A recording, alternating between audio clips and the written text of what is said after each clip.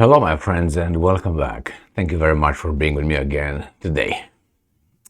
It happened again, it was expected, and that is the Ukrainians attacked successfully the Crimean Bridge, Kerch Bridge.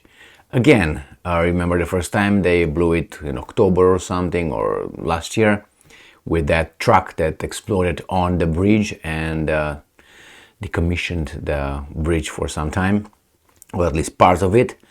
Now I have about 6 articles ready for you here, including a video of the successful attack and partly destroyed Crimean Bridge. The Ukrainians did it. Now let's start this with some titles here.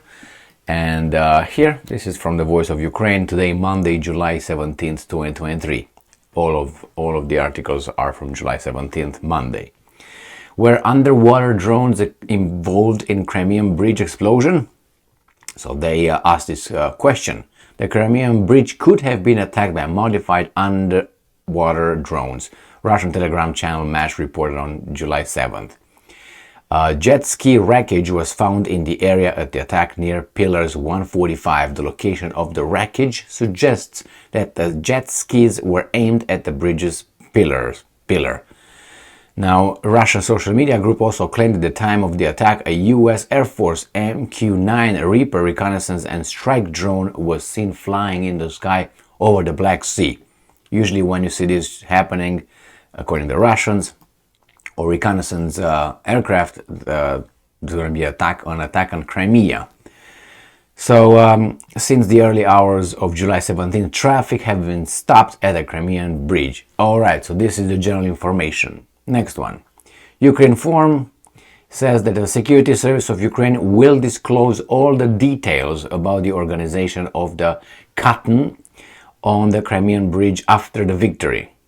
So they kind of say, yes, we did it.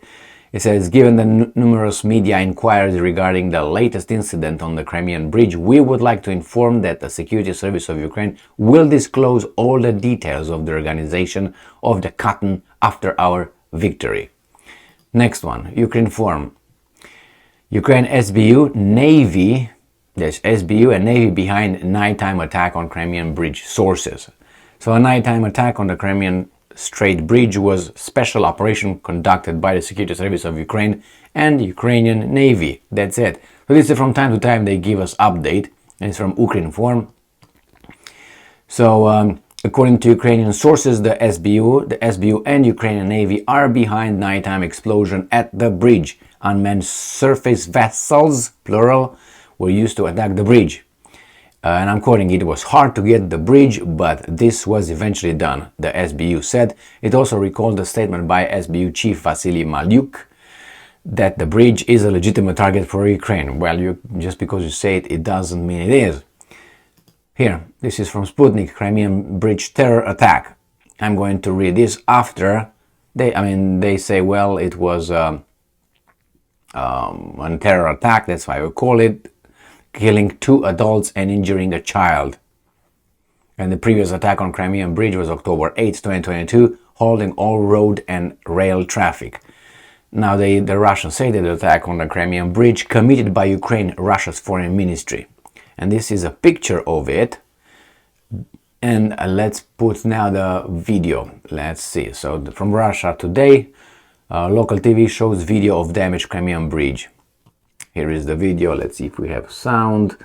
Tra-la-la. And doesn't really matter, but let's go. This is by train. One section collapsed.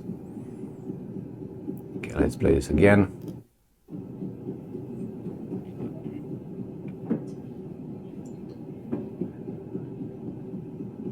The pillar is intact. Just this. And that's it, and there's another one. No, that's it, that's one. So let's go back here. See, this little thing is okay here. Let's see if it's okay here. We don't see it. It says that seems to be blown up right here. Collapsed. So that's the thing with this one. The infrastructure supports look unscattered, but one span has partially collapsed.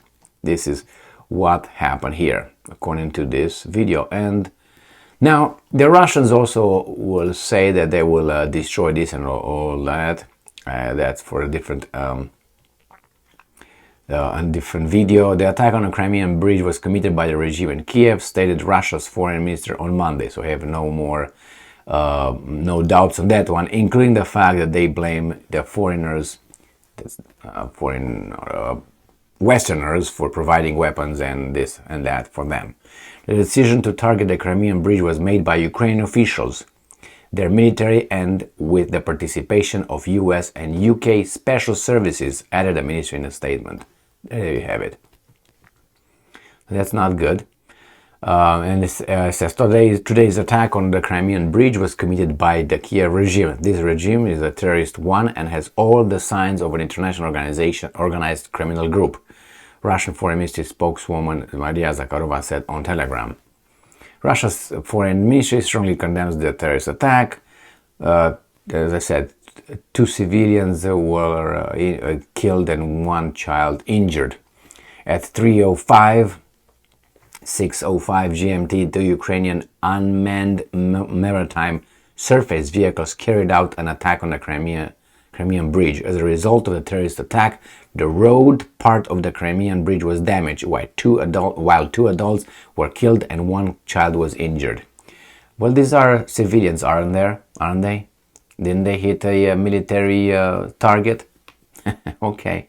Well, the necessary examinations, emergency services, okay, and a civilian couple who had been driving by car were killed. Their child was wounded.